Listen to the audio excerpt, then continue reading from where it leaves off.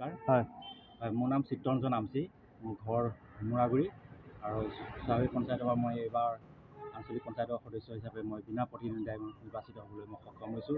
ইয়াৰ সকলো ৰাইজৰ আশীৰ্বাদ আৰু সকলোৱে দিহা পৰামৰ্শ মতে মই আগবাঢ়িবলৈ সক্ষম হৈছোঁ। সেইটো হয়, এইবাৰ আপোনাৰ পঞ্চায়ত যিটো আপোনাৰ ওপৰত আশ্বাস আৰু বিশ্বাস দেখুৱাই কোনোগৰাকী প্ৰাৰ্থী আপোনাৰ এগেইনষ্টত খাৰা নহ'ল, স্বনিৰ্ভৰ এটা অভূতপূৰ্ব সঁহাৰি জনাইছে আপোনাৰ ওপৰত, কি ক'ব ৰাইজে? হয়, এই ক্ষেত্ৰত মই আমাৰ সন্মানীয় বিধায়ক শ্ৰী ৰমাকান্ত দেৱক তেখেতক অশেষ ধন্যবাদ দিছোঁ। তেখেতৰ যি উন্নয়নৰ হেতুকে সকলো ৰাইজে আদৰি লৈছে, তেখেতক আদৰি লৈছে আৰু লগতে আমাৰ স্বাভাৱিক পঞ্চায়তৰ যিখিনি উন্নয়ন হৈছে, উন্নয়নৰ হেতুকে মই যি প্ৰতিদ্বন্দ্বিতা কৰিছিলোঁ তাত মানে সকলোৱে সহযোগ কৰিছে।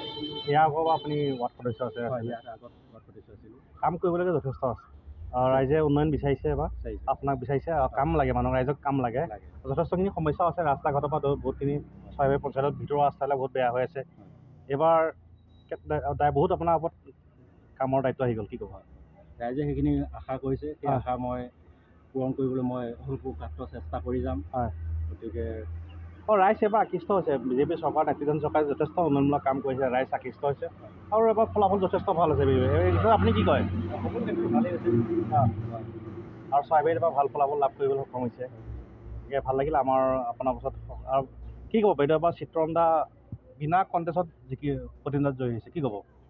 তেওঁ কামবোৰ ভালকৈ কৰে, সেইকাৰণে ৰাইজেও সহযোগ কৰিছে তেওঁ। হয়, আৰু উন্নয়ন বিচাৰিছে আৰু এইবাৰ ৰাইজে। তেওঁ কামবোৰ ভালকৈ কৰক হয়, ঠিক আছে। সেইটো আশা কৰি আছোঁ। বাইদেউ কি ক'ব, এবাৰ আমাৰ আপোনালোকৰ যি চৰাইবাহী গাঁও পঞ্চায়ত বিনা কণ্টেষ্টত জয়ী হৈছে, কি ক'ব? ভালে লাগিছে, হয়, ভাল কামবিলাক কৰক। তাতে কি ক'ব, আপোনাৰ পঞ্চায়তৰ পৰা কোনো এগৰাকী প্ৰাৰ্থী থিয় নহ'ল আঞ্চলিক সদস্যত, কি ক'ব? হয়তো তেওঁ ভাল কাম কৰিব বুলি সকলোৱে ভাবিছে, হয়, গতিকে তেওঁক সেইকাৰণে বিনা কণ্টেষ্টত কৰিছে। হয়, এতিয়া সমাজৰ তেওঁ ভাল কাম কৰি গ'লে ভাল লাগিব।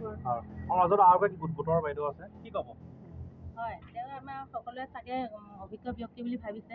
অভিজ্ঞ ব্যক্তি যেতিয়া বুলি ভাবিছে, তেওঁ ভৱিষ্যতলৈ ভাল কাম কৰি যাওক। ভাল কাম কৰি গ'লে হয়তো পিছলৈ আকৌ তেনেকৈ ৰাইজে মানে তেওঁ ৰজা পাতিছে, হয়তো আকৌ ভাল কাম কৰিলে আৰু ৰাইজে আৰু ওপৰলৈ নি থাকিব। আৰু উন্নয়ন বিচাৰিছে, উন্নয়ন যথেষ্ট আমাৰ তেওঁ বহুত আশ্বাস দেখুৱাইছে। মহিলাসকলে এবাৰ যি ৰাইজে সদল বলে আহি পেলাই বিজেপি চৰকাৰ ভোট দিছে, কি ক'ব এই ক্ষেত্ৰত? এবাৰ যথেষ্ট এবাৰ ভাল লাগিছে, আপোনালোকেও আশা কৰিছে বহুতখিনি, নহয় বাৰু? ঠিক আছে, ধন্যবাদ।